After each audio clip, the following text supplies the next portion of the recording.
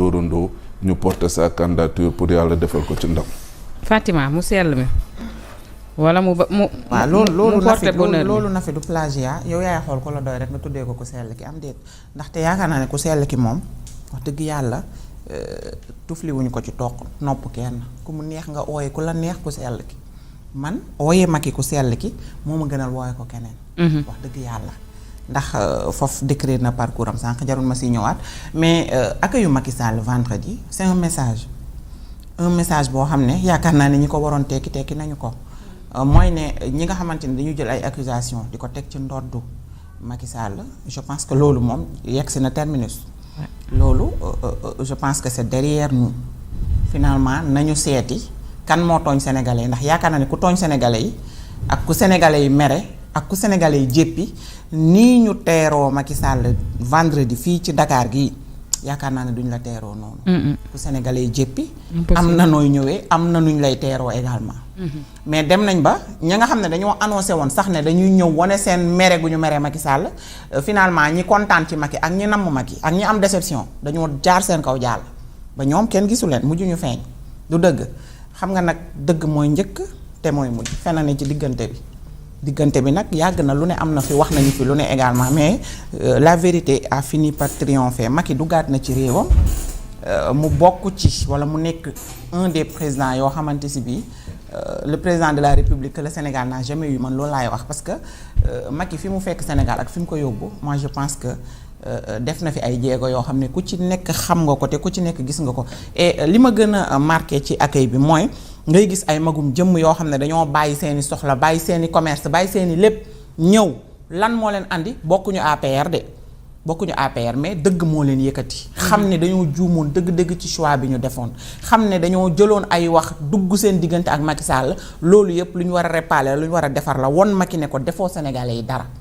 ku def Sénégalais dara wala nga rey fi nit li nga am vendredi li Macky am vendredi je pense que doo ko am loolu c'est clair déjà. li ci des nag je pense que ñeneen ñi leeral nañu ko mooy ne ku mu neex nga wax lu la neex. fa nga toll mais ku ne xam na ki nga xamante ne moo mën sa baay. ku ne xam nga que la mën da nga ko dul nangu nag mais ku wéet rek di nga xam sa bopp man moom wax ji du ci bari foofu rek laa ci yem en tout cas Macky moom ñëw na ña ne woon du fi am ak ña ne woon du mën a ñëw su amul autorisation ñooñu moom dañ leen a teg nee sax ñoom dañu amul sax lu ñu wax ci réew mi am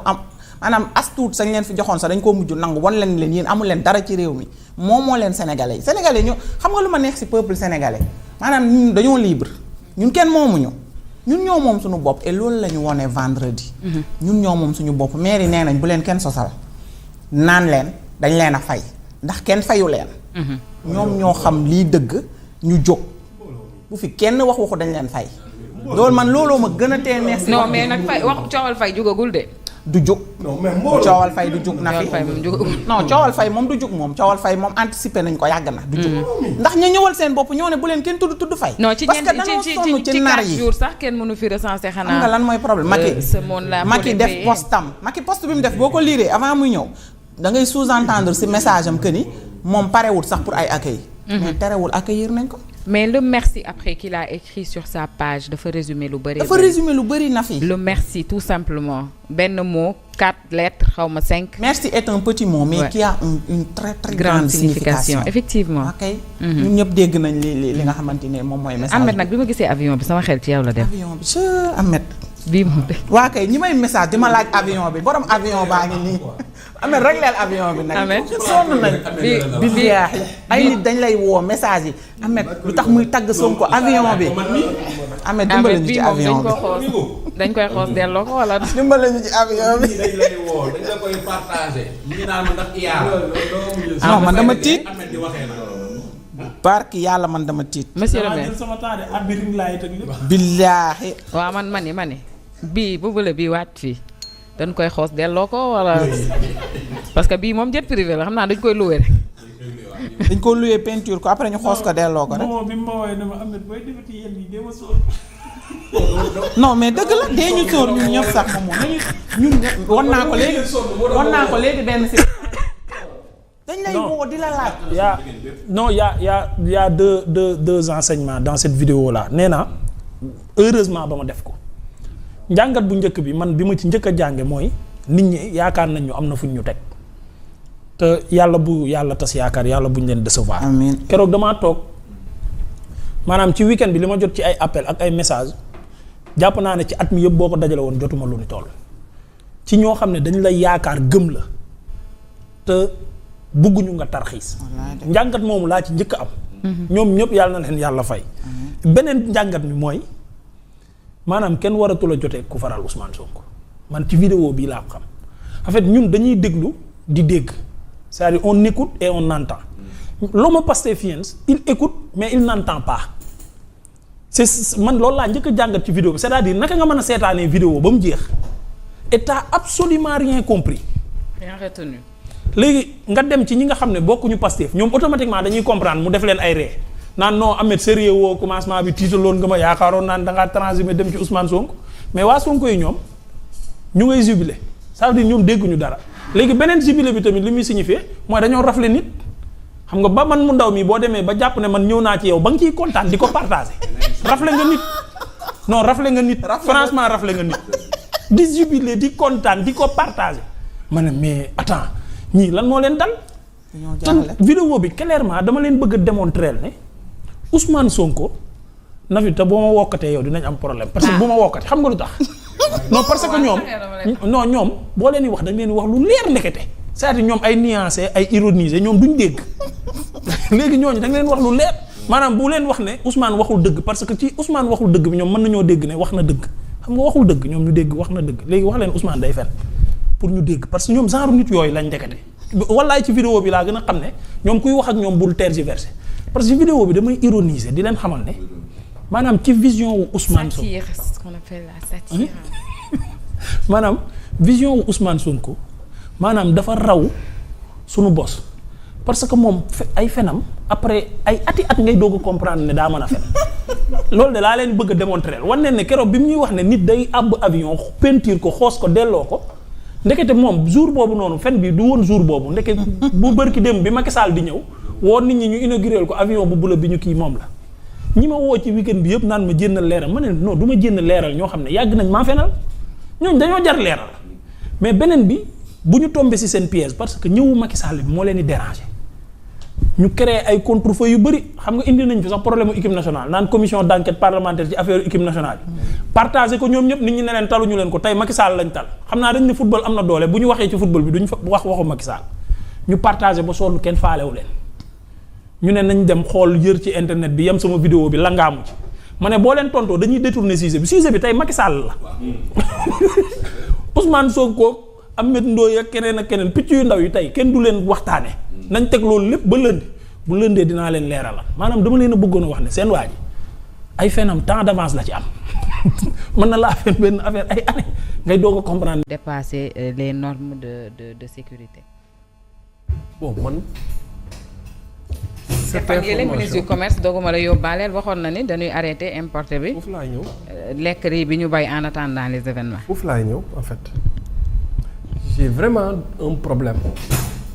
waaye nag li may am problème bëri na am na sama waaju ko seetlu ne ma fan yi moom li ngay wax j'ai vraiment un problème li ngay am problème bëri na trop mais le ministre semaine bi léegi rek bi may toog kii bi laa doon liiraat circulaire bi laa doon liiraat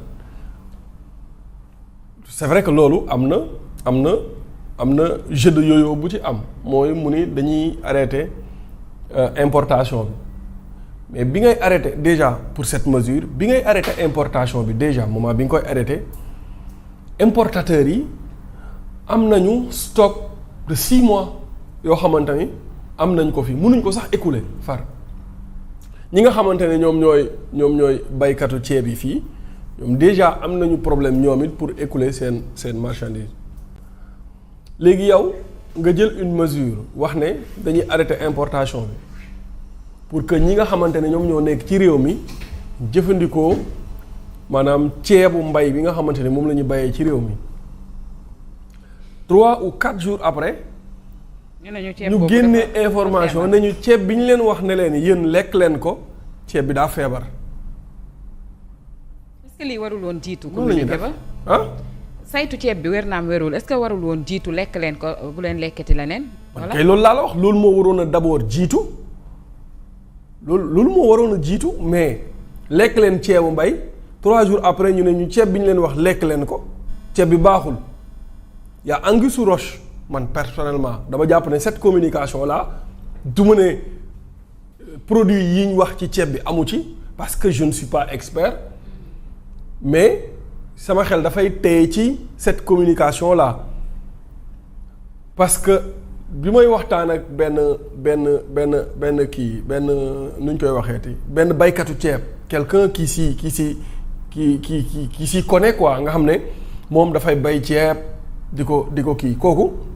li ma wax mooy li mesure populiste la parce que déjà ñun déjà même boo tëjoon kii sax dañuy am problème mu écouler suñu marchandise parce que importateurs yi déjà ñoom ils ont plus de 6 mois de stock yoo xamante ne xamuñu sax fan la ñuy jaar pour jaay ko donc même boo tëjoon importation bi pendant 6 mois ñoom dinañu mën a écouler seen marchandise mais yow suñu marchandise pour nga gis ko ci marché bi c'est tout un problème wala boog pour nga gis ku koy jëfandikoo c'est un problème léegi après nga indiwaat cette communication là toute la communication bi ñu def ci ceebu mbay bi c'est-à-dire baaxul et dimbaliwul ñi nga xamante ni ñoom ñooy bay ceeb ci réew mi parce que tey am na ci zone yoo xamante ni daañu woon bay ceeb léegi ñu ngi bay ceeb xam nga lu tax ñuy bay ceeb parce que ceeb bi ñuy jaayee fële dafa cher suñu dëkk par exemple fan yi commencé nañ bay ceeb daaw par exemple ñi bayoon ceeb oui ñi bayoon ceeb ci àll bi daaw seen ceeb yooyu noonu bi ñu demee ba jëmmi jamono ba affaire yi naqari ceeb yooyu lañ doon utiliser léegi ren bu fekkente ne am na 5 yu bayoon ceeb 15 ñu ngi bay ceeb instant bi 15 ñu ngi bay ceeb te ceeb boobu noonu ñoom dañ koy bay pour maanaam après bu fekkente ne jaayuñu seen gerte comme li leen dal daaw ñu mën a utiliser loolu noonu pour mën a dund parce que nag ceeb gerte bi ngay bay ay la yeween moom ngay mën a jaay pour mën a jënd ceeb ak diwlin ak yooyu su fekkee mënoo koo jaay nga utiliser ceeb bi nga bay léegi ñiy bay ceeb foofu Médina Yoro Foulah buñ paree bojju ceeb bi ceeb boobu noonu suñ paree ni ñu ko bojjee noonu bu ñu ko kiiwee raxasee mais noonu lañ koy utiliser waate amul benn traitement bu ci am c'est-à-dire amul accompagnement état war na xam ne nit ñaa ngi bay ceeb léegi ci tool yi fi ñu daan bay ceeb ci dex yi mooy zone kii bi Rosso beeg yooyu noonu léegi délocalisé wu na bayatuñ ko kese ci dex yi ñu ngi koy bay ci tool yi léegi ñooñu di bay ceeb ci tool yi ban accompagnement état lañ est-ce que état mu ngi anticiper ni dans 3-4 ans mbayum ceeb dina jël dessus ci kaw mbayum dugub bi boo moytuwul parce que bu fekkee zone boo xamante ne ceeb dugub ak mboq moo fa gën a dox non gerte dugub ak mboq moo fa gën a dox il y a 2 ans 3 ans mosoo fa gis kuy bay ceeb léegi nga gis ne mbayum gerte gi mu ngi wàññeeku parce que gerte gi amul rendement et ça c'est un danger pour mbayum Sénégal su ñu demee ba baykat yi ne ñoom gerte gi gisatuñ ci seen bopp alors que gerte mooy matière première bu Sénégal. ouais l'arachide. waaw l'arachide baykat yi ñu ngi daw gerte gi. léegi oui baykat yi bu ñu dawatul gerte gi saa waay diwlin bi ngay utiliser ak yeneen yi dérivés yi dafay gën a cher. ñaareel ba Sonacos su boobaa bu baykat yi arrêté bay gerte Sonacos dootul doxati li muy utiliser dafa koy dem wuti ji léegi liñ ñuy jaay dafay gën a cher li nga doon wutee fii far yàlla nga koy dem wuti ji bitim réew mbir mi gën a cher gën a metti donc état mu ngi toog di seetaan lu doy waar loo xamante ne jàpp naa ni il faut mu jël ci ay mesures maintenant li ñu wax ne produit yi ñu wax ne moom lañ gis ci ceeb bi nag ah bon je sais pas pourquoi ñu toog ba heure bi ñu wax ñu ne produit boobu lañ gis ci ceeb bi léegi su fekkente ne Nafi Dièye ceeb boobu noonu la doon utiliser nga xëy tey génnee information bi la mu amoon ci ceeb yëpp da koy dem sànni ñi dem wuti ji ceebu importé. waaw mais si c'est une question de santé publique quand même moom je pense que ni ngay waxee nii on dirait que tu en doutes. oui personnellement j'en doute parce que déggoo li mu la wax ci moment bi ñu ko moment. da nga yaakaar ne dañu dafa am anguille sous roche en fait cette communication là. ñu bëgg écouler lee wut ko rox ndoolu ci bii xool nu nu dawee làqu ci feebar. bon timing bi moo baaxul moo tax ma douté ci cette communication là pourquoi cette communication là aujourd'hui exactement. man mooy sama problème. léegi Ndiaga feebar bi bu feeñee exactement aujourd'hui aussi. non feebar bu dul feeñ aujourd'hui dinañu artu xanaa dinañ nañu bàyyi leen ceeb bi wala moyu leen ndax gis nañ ci ay ferñeent yoo xamante ni ferñeent sax mooy vitamine gis nañ ci ay yëf yoo xamante ni xëy na dafay menacer le danger wala danger public la ci consommateurs yi. je pense que lii alerte la rek ah c'est y a rien de. seulement wax ni gëwuma ko ndax ay experts lañu def nañu seeni mbir ba def seen communiqué waaye ma ne def ñu foog ñu respecter ma samay analyse teel na laa araftu nag. nañ ma respecter samay analyse ñu ma ne xam nga lu ko jiitu non damay fekk ci sama waay ji ci li mu wax ndax lu ko jiitu boo xoolee dañoo waxoon dañuy subventionné wàllum ceeb bi boo xawma ñaata ci milliards. wax ni li ñuy exporté dinañ ko arrêté pour di dundee mbayum ceeb bi nga xam ne mooy mbay mi ci biir dëkk bi loolu matagul 3 mois. matagul 1 mois pour bañ a juum ci chiffre moo tax man la matagul 3 mois. bu ñu njëkkee ba si yàgg ñu ni am na ay experts jox ñu saytu ni ceeb bii ñuy bayee ci réew mi dafa am ay feebar yoo xam ni mën nañu andi loraange. man du ma ko gëm damay jàpp ni ay politique da cee rax. man du ma gëm loolu damay jàpp ni politique da cee rax ndax mënuñu wax ni dañuy dundal parce que ministre bi ak ay conseillers am avant ñuy wax ni nañuy arrêté ceeb bi jógee ci bitum réew pour dundee ceeb bi nekk ci réew mooy waxtaan nañ si. ba xam ni ceeb bi nekk ci biir réew li ñuy bay mën nañ koo dundee loolu waxtaan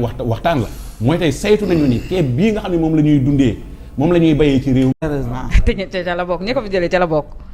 waaw bàyyi mu tax rëccu dina fekk jëf wees bi yàgg. rëccu dina am. démb maa ngi koy nuyu moom xam na boppam. démb ki taxaw di wax di président Macky Sall Sénégal la ci gagné démb rek maanaam président Macky Sall mi taxaw di ab Sénégalais di wax ci la Sénégal moom gagné na ba pare. oui parce que. xanaa xamoon ne ñuy critiquer sax dañuy jekk ba saa ni ay diw bu fi taxawoon nga xam ne kon fa mu taxaw am na solo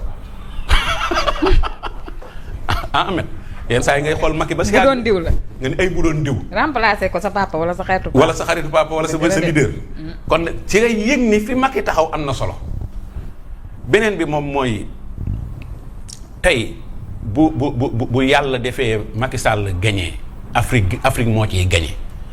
mais li muy servir adduna bi nag su boobaa nag adduna bi ci lay soog a gañe nag ci nga xam ne moom mooy poste bi nga xam ne moom lañ ko jox. démb ñu gis ko am confiance ci li muy wax te maîtriser ko te xam ko koo xam ni day wax ni soo leen ma ko joxee du lu ñuy làmbatu ma di ko def mais lu may fekk la nga xam ne da ciy nekk rek nit ñee ko ciy fekk président Macky Sall démb xam nga. grand débat bi ñu njëkk a def boo xoolee français la ëpp lu mu utiliser. mais te démb boo xoolee dafa boole français bi. ak anglais bi effectivement. loolu mooy wane ni ñaari langues yëpp. maîtriser naa ko mën naa ko. te boo dee kii wax na ko Feuz wax na ko boo dee xool gars yu bari ña sa nekkoon ci débat bi moom mooy ay casque la ñu teg dañ leen di traduire yenn langues yi mais moom kenn traduire ko lenn même ñi doon poser question da ngay gis nga poser question ci français mu répondre la ci anglais nga poser ci anglais parfois sax mu répondre la ko ci français maanaam loolu communication la xam nga anglais nga poser. mais mënoon na la ko répondre ci anglais mais ci français la moo tax li kiy wax ni Macky Sall moo ko tey dafa def communication ci li muy def. maanaam moo ko tey. moo ko xam li mu doon def démb da la doon wan ne mu ko maîtriser. il est à l'aise. à l'aise très bien. il a tapé avec les 2 langues officielles de travail. te réew mi yëngu ni réew mi bitim réew ñëpp a ko seetaan mooy ko ànd ak moom ak ko àndul ak moom. bëgg ko bañ ñëpp a ko seetaan ñaar mooy seetaan nga ko ba kontaan wala nga seetaan ko ba mer. tëdduwaale ak moom. yàlla na yàlla lafal ko cet te yaakaar gi ñu am ci mu gagné yàlla na ko yàlla def ba mu gagné. te loolu su boobaa ci la ñuy gën a xam. Sénégalais bi li mu jariñaat Sénégal dina jariñaat Sénégal loo xam ne bi muy doon président sax jariñu ko waaye dina jariñ Afrique dina jariñ àdduna bi te loolu ñu ñaan yàlla defal ko ba mu gagné. Impartialité, confiance et contact permanent Ahmed pour réussir sa mission je pense que élargir na anam bi nga xamante ne noonu la ko fas yéenee amalee. waaw Nafi xam nga ñun dañuy. il faut ñu dimbaliwaale sunu moo yéen seen consoeurs yi ak seen confrères yi mais jàppale waale sénégalais bi nga xam ne dafay topp ma riirandoo mi balay dégg seen yenn wax yi ñuy jéem a wax di dénigrer Macky Sall parce que boobu ba léegi ñuy wax mais nit ñi dafa mel ni comprendre ñu les enjeux les vrais enjeux de déjà ONU mooy lan ak kiy jiite ONU lan la mën a apporter Afrique au-delà de Sénégal wala ay benn nit ak ñaari nit ak benn parti politique. xam nga nit bu toogee ci réew mi Ndiaval Diaga di wax ne la xewoon ci réew mi moo tax Macky Sall kenn waru koo jox ONU fa mu taxaw mérité woo ko kenn waru koo jàppale daa xamul ne kooku da nga koy dimbali mooy li ñu doon wax fës léegi ne xamuñu kooku da nga koy woo ba mu ñëw nga ne ko doom ne 39-45 guerre ba mu jeexee ca lañ créé ONU ONU ci guerre la sosoo 70 millions de personnes ñoo dee ñu créé ONU fii ci 80 lañ toll di compter nga ne ki dëkkam deele 80 waruñu koo jox li nga xam ne la ko sos 70 millions de personnes ñoo ca dee. Le fossé est énorme. xam nga amoo xam-xam. Ouais. maanaam ONU ci coow la juddu mais société des nations unies moo amoon ñu ne attanul woon gérer coow yeeg bii coog mbaalo yi am ci àdduna bi nañ ko tas créer ONU pour lu mel ni deuxième guerre mondiale bañ fee mën a amati. waaw chauffeur bu accidenté ba pare la moo tax ñu wóolu koo jox oto bi xam na luy coow léegi nga ñëw ci journaliste yi ma dégg ñu naan Bassirou Diomaye Faye jàpp soutien bi mu koy soutenir amul njariñ ki ma toogal démb mu naan ma waa c'est vrai que parce que voté wul nangam ak nangam ma ne ko d'accordol naa leen ko de. démb moom ku ne am nga koo toogal. man bi ma la ko d'accordalee il faut nga nangul ma sëgam Bassirou Diomaye Faye président de la République de tous les Sénégalais y compris Diomaye Faye papaam samay wéyjur man yow say wéyjur ak Macky Sall ak Ousmane Sonko mi tax ngay xeex Macky Sall mi ñoom ñëpp ki nekk seen président nga ne jàppaleem ci Macky Sall amul njëriñ waaye yow mii simple ab militant wu Ousmane Sonko sa yàqal Macky Sall mën naa àgg yow sa président wam jàppaleem ca Macky Sall amul njariñ waaye yow simple ab militant wu Ousmane Sonko mën ngaa yàqal Macky Sall yow xam nga xalaatoo. c'est des incohérences. ma léegi beneen bi ma jaaxal mooy démb xoolal li nga wax ci rafetaay man dem naa ba déggatuma Macky Sall parce que buy wax salle bi tàccu maanaam man mu ngi mel ni ñu dem Ligue des champions bu daan am Sadio Mané dugal bii ci kanamu tubaab bi. Ouais. yëg-yëg boobu laa doon am man. La fierté d'être sénégalais. c'est-à-dire àdduna sépp ñoo tase démb àdduna sépp baraake seeni caméra démb New York ñëpp di déglu candidat yëpp ñuy juróomi candidat ñu ne kenn ci africain boobu fan la dëkk ñu ne Sénégal la dëkk yow ngay sénégalais africain boobu di wax yow ngay mer moo tax ma naan na fi ñii est-ce que ay sénégalais lañ chaque jour damay douter wu si seen nekk sénégalais parce que il faut vraiment noo nga yor beneen xol wala beneen xel pour que doomu Sénégal àgg ci benn station ci àdduna bi mais Youssou Ndour woyam ba bu fi yemoon sax mu neex démb rek lañ ko waroon teg nag mais démb àdduna bi yépp ku nekk sa doomi réew boo sañoon mu taxaw foofu wax du Afrique du Sénégal démb bu ñu waa France bu ñu sañoon seen doom taxaw fa di wax Macky Sall la am dayoo boobu démb moo am woy woowu démb juróomi nit ñeent ñi wax nañu tàccoo Macky Sall tàccoo ñu ko nañ ko ak yiréew ñu ko ma gis ca kenn mu toog nee na ba tey day yàq Macky Sall de jaral na ko nag li ma apprécier mooy def na un travail journalistique dem na gëstu candidat yëpp ñëw toog teg juróomi candidat yi ñeent ña dëkkul Afrique dëkkuñu Sénégal mu nga leen ñi tagg di leen tagg ba ci fin bi di xas Macky Sall ma ne ko vidéo bi boo demaatee sa kër di ko seetaan nga xool ñi nga doon tagg loo bokk ak ñoom foo leen xamee luñ la jariñ luñ la mës a defal ak jël ONU bi yow lan nga ci mën a am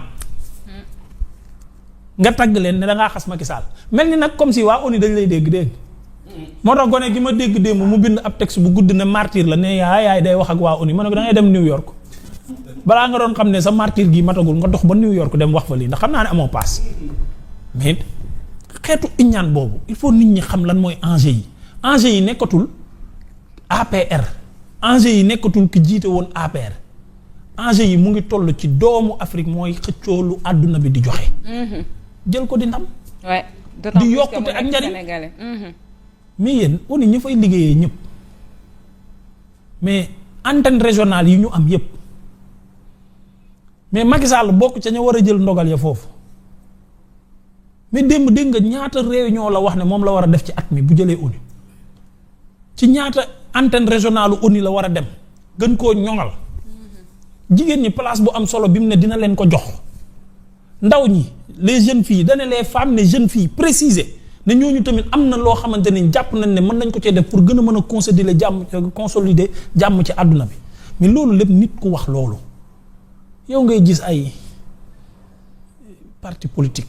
vraiment Fall Ndiaga vraiment réew mi jar nañoo yërëm de. c'est très dommage. kenn du leen yedd dañ leen yërëm. waaw mais moo tax président moom incha allahu rabbi libéré na ñëpp Ndiaga ku bëgg ku bañ ñëpp dugg nañu. démb dama gis benn Mame Mbaye Niang qui remercier le président de la République Bassirou Diomaye Faye parce que nee na depuis que le Sénégal officialisé soutien à la candidature de Macky Sall 500 organisations civiles yokku nañu ci ñi nga xamante ni ñoom ñoo ko doon soutenir kon le Sénégal wala le soutien du Sénégal est très important pour cette candidature en tout cas bon vent jamono ji selon sondage yi ma gis xawma si c'est vrai ou pas il est à 44% devant Merkel ak ñi nga xamante ne ni ñoo ci topp il y a pas encore de sondage dañuy stimuler oui ce que les gens doivent comprendre waaw il n'y a pas de sondage pour ça gis nga à partir de la semaine prochaine na fi l'ONU compte 193 membres nations membres états membres 193 yooyu noonu balaa ñëpp di voter dañuy ñëw ci conseil de sécurité bu nga xamante ni 15 membres la 15 membres yooyu noonu dañuy joxe seen xalaat bu ñu joxee seen xalaat ba pare ñu dem ci droit de veto les 5 droits de veto 5 droits de veto yi ñoom ñooy ñëw et ça va démarrer à partir de la semaine prochaine ñoom ñooy ñëw xool ku ci nekk càmbar sa document sa dossier ku ci am benn veto tu seras out mën nañu dem sax ba bu ñu voté ci scandale yi ba pare ñëpp sax am droit de veto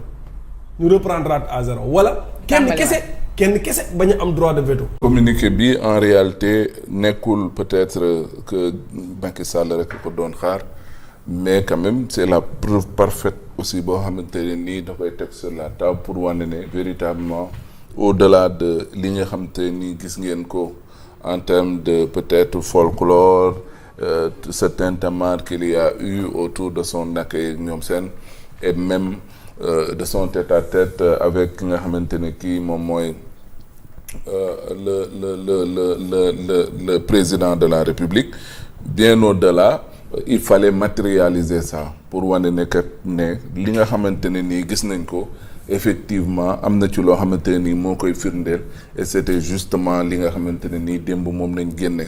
et dafa am solo d'autant plus que jamono ji li ci ëpp boo xoolee ñi nga xamante ne nii mooy les grandes puissances yi nga xam ne tey ñoom ñoo nekk autour du Conseil de sécurité de l'ONU évidemment ñi nga xamante ne nii ñoom ñooy ci joxe seen xalaat ak seen kàddu ci moment bii nii justement ci nañuy tàmbali di càmbar les candidatures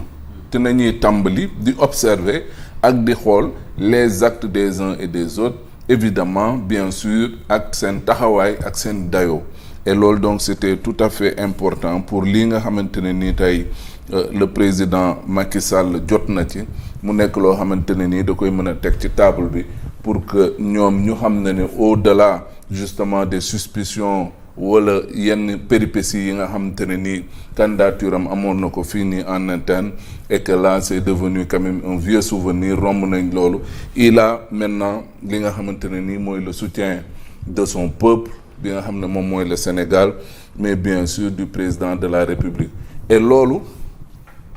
lu tax mu am solo moom mooy boo xoolee Afrique am na ñoo xamante ne nii ils étaient un peu réticents et peut-être dañuy xalaat seen relation peut-être ak le président Bassirou Diomaye Faye wala comme dañ naan en interne peut-être il y a des voix discordantes donc nañ ci tey nañ ci def naan mais tey communiqué bii dina tax képp koo xamante ne nii amoon nga réticence un peu dina la mën a may véritablement pour nga mën a soobu ci mbir yi mën a nekk véritablement derrière la candidature du président Macky Sall. beneen bi moom mooy dafa am solo parce que li jëm ci pour nga jiite aussi pour mën a nekk secrétaire général de l'ONU dafa am yoo xamante ne nii il faut nga mën ko. Ouais. Cela veut dire quoi? Les équilibres internationaux il faut nga mën di leen gérer. Parce que effectivement noonu lañ concevoir monde bi et noonu lay demee. Au-delà de cela également beneen bi moom mooy il faut nga nekk un homme de dialogue. Bon, quand tu as un problème chez toi et que tu ne peux pas le régler, mais est-ce que tu peux régler les problèmes du monde? Donc yooyu yëpp véritablement daf ci nekkoon aspect boo xamante ne ni bu amoon solo la pour mu mën a am quand même le soutien de son pays, même si quand même il faut le rappeler et il faut le reconnaître, la voix du Sénégal ne compte pas trop chez les Nations Unies. Oui, parce que il y a ce qu'on appelle le Conseil de sécurité et ce sont les grandes puissances. Donc oui, rey na nit ak yooyu noonu yëpp ba Trump a eu des problèmes aux États-Unis. N'empêche, il a été élu président. Il jël ses déboires sur le plan judiciaire ak loolu yëpp relégué ko au second plan. te bu wàccee dañ koy continuer. Oui, ils vont le poursuivre. Donc loolu yëpp dafa nekk loo xamante ne nii lu jaroon a bàyyi xel la. Maintenant alhamdulilah Dieu soit loué ba nga xamante ne nii tey question soutien bi amatul problème et moi honnêtement ce qui me fait le plus plaisir c'est le communiqué, c'est la quintessence en réalité. Moom mooy lan le président limité wul ne moi je soutiens Macky, limité wul ne le gouvernement soutient Macky, mais le président a demandé à ce qu'on mobilise toute la diplomatie sénégalaise, c'est-à-dire le ministère des Affaires étrangères, les ambassadeurs, les missions diplomatiques, bon, bien sûr, ambassadeurs yi ñoo leen kii, partout où il y a une représentation du Sénégal dans le monde, que ñëpp affiché wu ne ils sont derrière leur fils, ils sont derrière ki nga xamante ne kii moo nekkoon l'ancien président de la République mu di Macky Sall. Donc loolu dafa am solo, mais au-delà il demande à toutes les forces vives de la nation. Cela veut dire quoi? Cela veut dire que le président engage toute la nation sénégalaise. Ki bëgg ku bëggul. ku bëgg ku bañ. Oui, ku bëgg ku bañ. Mais li wér te leer moom mooy boroom kër gi de nee na waa kër gi yépp dama bëgg ngeen booloo doon benn say, moo xam kii mag la, moo xam kii ndaw la, moo xam que le ministre la, moo xam kii tailleur la, moo xam keneen leneen ak leneen, moo xam leader d'opinion nga, moo xam loo mënti doon, mais nañu booloo doon benn say pour être derrière Macky Sall. ak ba dëgër jàppale Macky. Oui, donc loolu c'est aller même au-delà peut-être je veux dire de mes attentes, parce que je pensais que il allait se limiter à un communiqué boo xamante ne nii ci personne am rek lay yem wala sur l'institution, mais quand il mobilise tout le monde et bien au-delà les missions diplomatiques jàpp naa ne lu am solo la. Ahmed loo ci yokk rek peut-être concernant le communiqué qui a été rendu public hier. Bon pas grand-chose, bon à part kontaan ci officiel aussi comme ni ko Fall Ndiaga waxee sànq ñu ngi ree, mais c'est exactement ça engage tous les Sénégalais et loolu mooy njiitu réew d'ailleurs parce que yow yaa ko jox sa lépp pour mu lay décider, donc il a décidé de soutenir le président Macky Sall et on va soutenir. pour man c'est une bonne chose parce que man li ma ko doon ragalal doon ko tiital, heureusement yàlla def na li gën mooy président Macky Sall gagné ONU bi sans soutien au Sénégal. Loolu doon na ñaaw lool te garaaw war a sillonné nag war fay jaar wala yow nga war a am soxla ONU en tant que Sénégal war a dem gis ko, loolu da doon garaaw. Heureusement yàlla def na li gën, on s'en contente. Maintenant nag li Fall doon wax, xam nga nag boo bëggee dëkk Sénégal ne doo sénégalais day compliqué,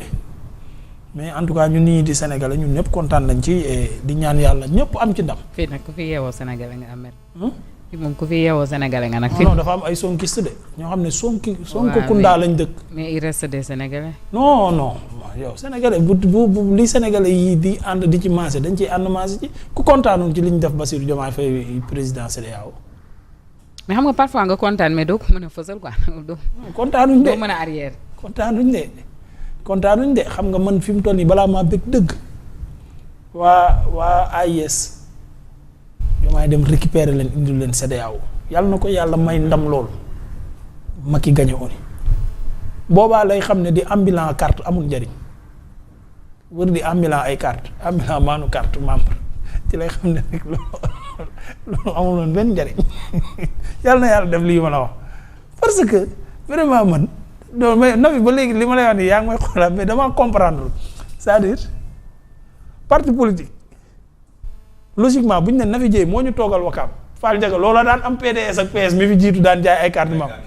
mais Nafi may responsable Wakaam mooy jaay carte yi bu ko defee ñu natt sa dayoo. xam ndax am nga mbooloo war a am mbooloo politique. waaw bu subaa bu ñuy woote maison du parti ñu xam ñaata carte lañ lay jox selon li nga jaay ci carte membre. bu ñuy joxe tiset ñu xam ko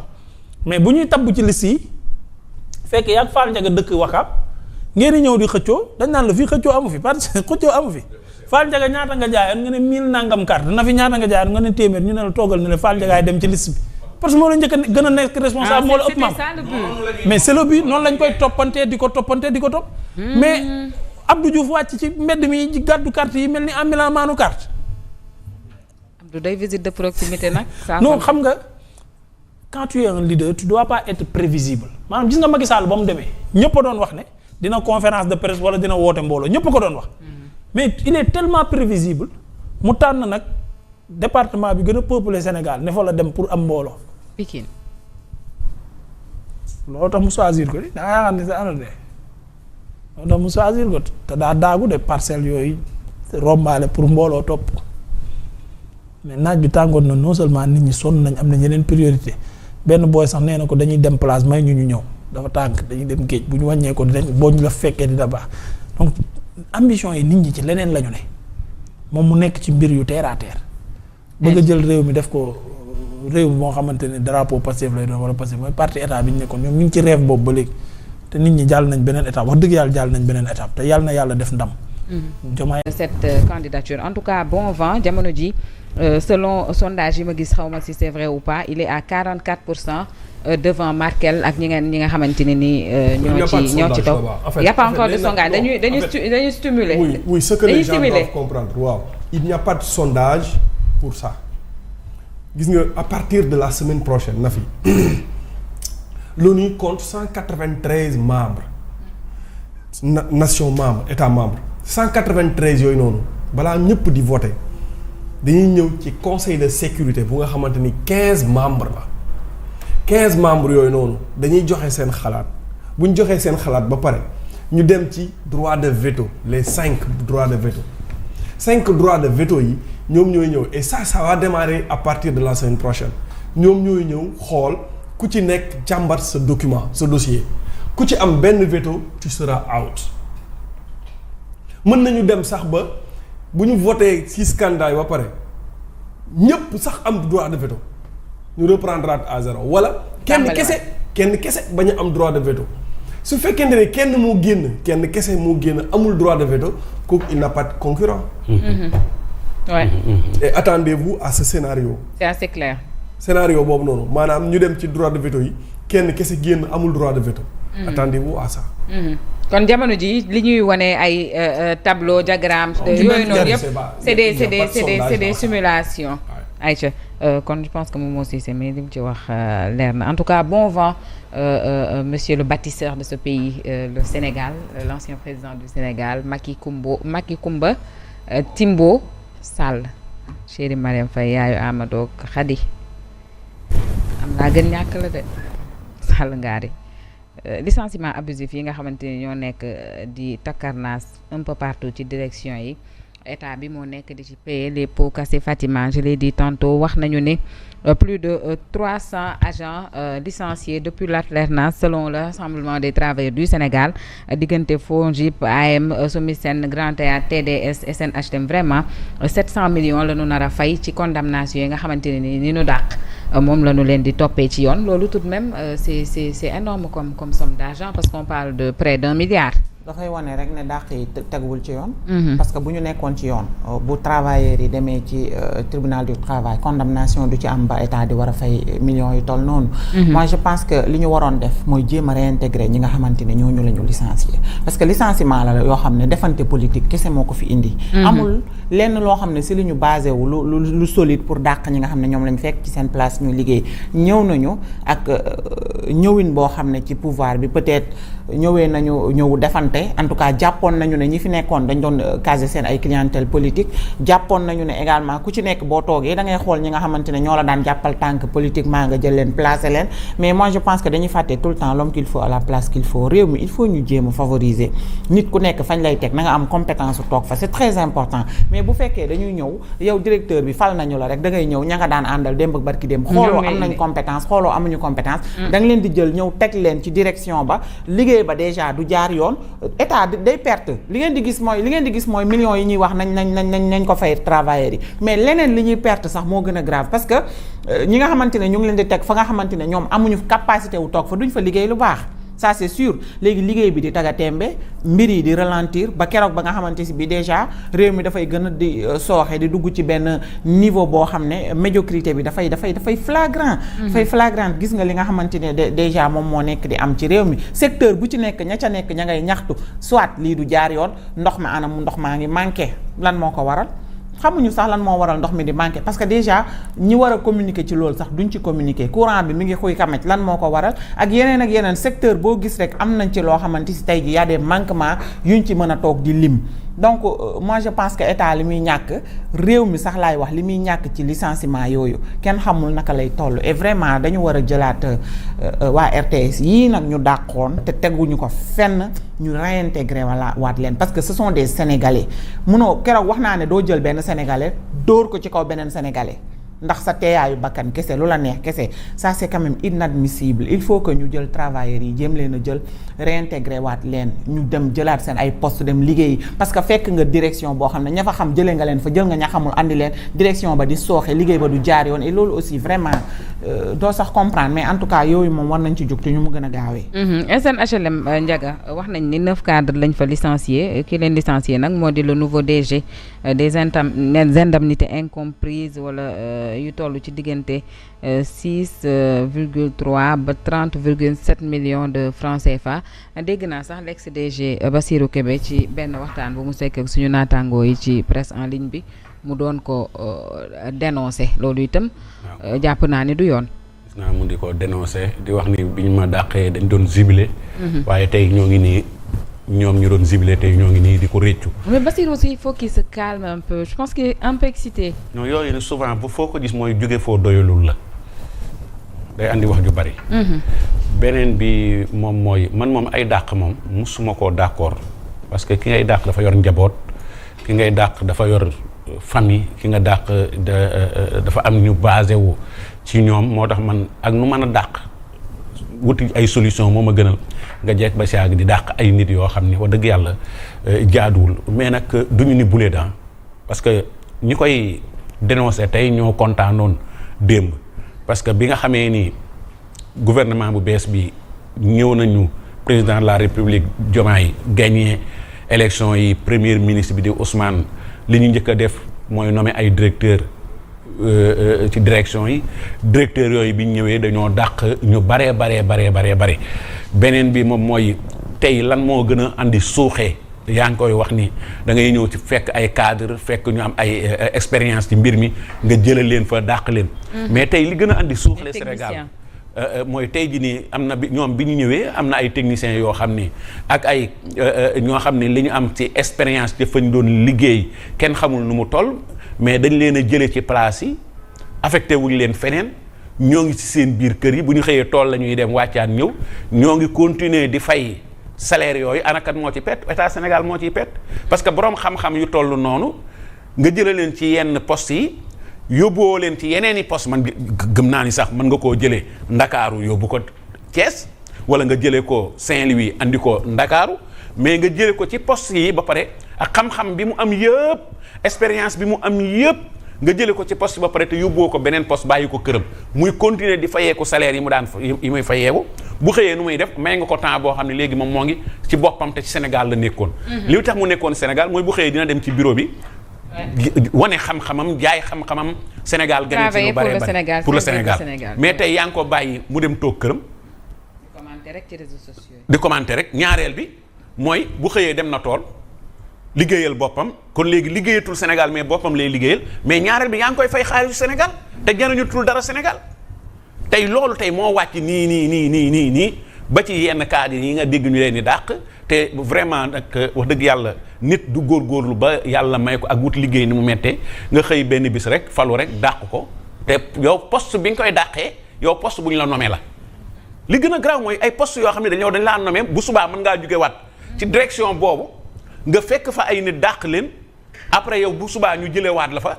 yow yàqal nga nit giiru dundam ci liggéey vraiment loolu ku am xel sax waroo koo def. Momo Cissé ñu ngi ko doon wax keroog ci même schéma bi xëy na tey la ko journal bi fësal mais lii lañ doon wax keroog ci LONASE à ce qui paraît 400 personnes la ñu recruter gaaw diggante bi fa Toussaint nekkeek ba mu fay jóge est-ce que du loolu itam mooy waral xëy na licenciement abusif yi di am quitte à ce que état bi indemniser ci autant de millions. La réalité na fi xam nga mooy lan port autonome de Dakar CDC. poste port agent municipal bi ñu fa def tam duñ ci wax wala ñu bàyyi ba beneen. agent municipal ban. duñ paate mais nga xam. demal c'est le maire de Fële. yooyu la rek affaire municipal demal waxal. non un maire n'est pas un agent municipal. mais non je parle pas dans ce sens demal. yeggale. Nafi a la fâcheuse habitude de me perturber hein. poste stratégique yooyu dañ fa war di teg technocrates yi comme jamonoy ay Doun Pathé ci fi municipalité laa ko xam xëy na waa après ngeen won ma CV am demal waa après ngeen won ma CV am yeggalin dem leen Doun Pathé après ngeen won ma CV am non dama lay wax ñoom jomaay ñi ñoom jomaay ñi ñoom ñëpp ay collègue am lañ mais ñoom ñëpp moo leen raw CV. Oui. Doun Pathé même. kon ci mairie la gën a fas. c'est-à-dire c'est pas un politicien professionnel. yi dëgg na foofu ne. ma bàyyi Doun. Doun Pathé gañ mooy technocrate. lu laa ko bëgg a xamal Doun Pathé